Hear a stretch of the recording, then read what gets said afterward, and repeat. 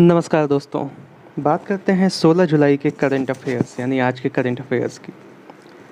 Reserve bank की RBI retail direct सुविधा शुरू करने की घोषणा हो चुकी है। विदेश मंत्री ने कहा, अफ्रीका के विकास में भारत का सहयोग कंपाला सिद्धांत पर आधारित है। वित्त मंत्री निर्मला सीतारमण और भूटान के वित्त मंत्री लियोनपो नामगे श्रिंग ने संयुक्त रूप से भूटान में भीम यूपीआई का शुभारंभ किया। तो भैया अपना भीम यूपीआई भूटान में भी पहुंच चुका है। केरल गर्भवती महिलाओं को कोरोना टीका लगाने के लिए मातृ कवचम योजना शुरू कर रहा है। महाराष्ट्र के पर्यावरण मंत्री आदित्य ठाकरे ने राज्य की नई इलेक्ट्रिक वाहन नीति 2021 की घोषणा की। इलेक्ट्रिक वाहन नीति काफ़ी सारे राज्य घोषणा कर रहे हैं। उसमें ये होता है कि अगर आप इलेक्ट्रिकल व्हीकल खरीद रहे हैं तो आपको कुछ इंसेंटिव मिलता है, कुछ फ़ायदा मिलता है, कुल मिला के कैशबैक की तरह।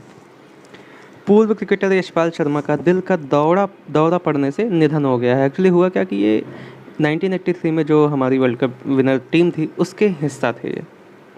एनटीपीसी गुजरात के खावदा में देश का सबसे बड़ा सौर ऊर्जा पार्क बनने जा रहा है।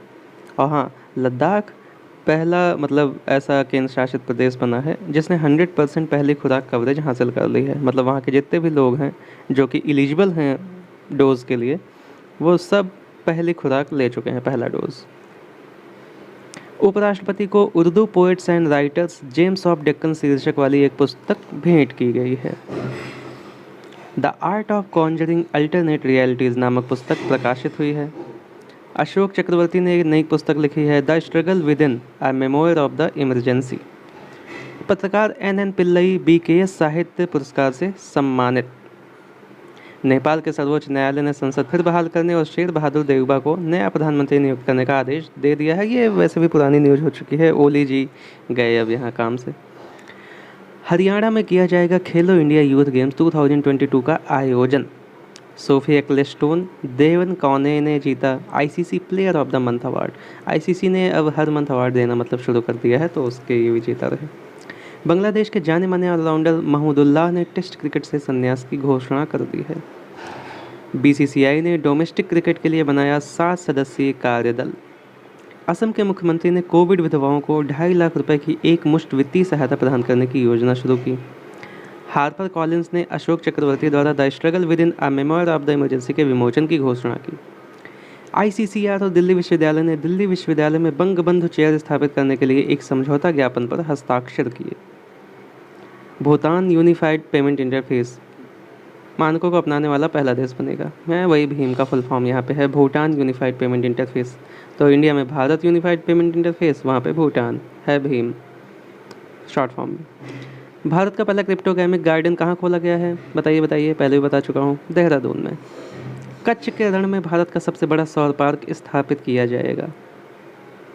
भारत और नेपाल ने लोअर अरुण जल विद्युत परियोजना के निष्पादन के लिए समझौता ज्ञापन पर हस्ताक्षर किए हैं। WHO ने मानव जीनोम एडिटिंग तकनीक पर नई सिफारिशें जारी की हैं। और एनटीपीसी गुजरात के खावदा में देश का सबसे बड़ा सौर ऊर्जा पार्क बनाने जा रहा है।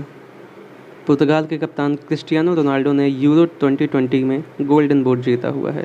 मेसी ने कोपा अमेरिका में गोल्डन बूट जीता। और हाँ, कोपा अमेरिका में ब्राज़ील को अर्जेंटीना ने हराया और यूरो कप में इटली ने इंग्लैंड को हराया है।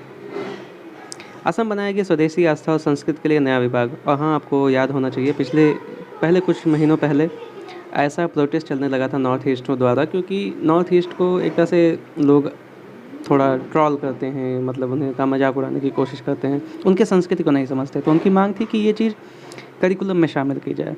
तो ये अच्छी चीज़ है कि अब असम ये ऐसा कर रहा है। बांग्लादेश के जाने माने ऑलराउंडर महमूदुल्लाह ने क्रिकेट से संन्यास की घोषणा कर दी है, पहले ही बता चुका हूँ, सॉरी। सैयद उस्मान अजहर मखसूसी को Commonwealth points of light award से सम्मानित किया गया।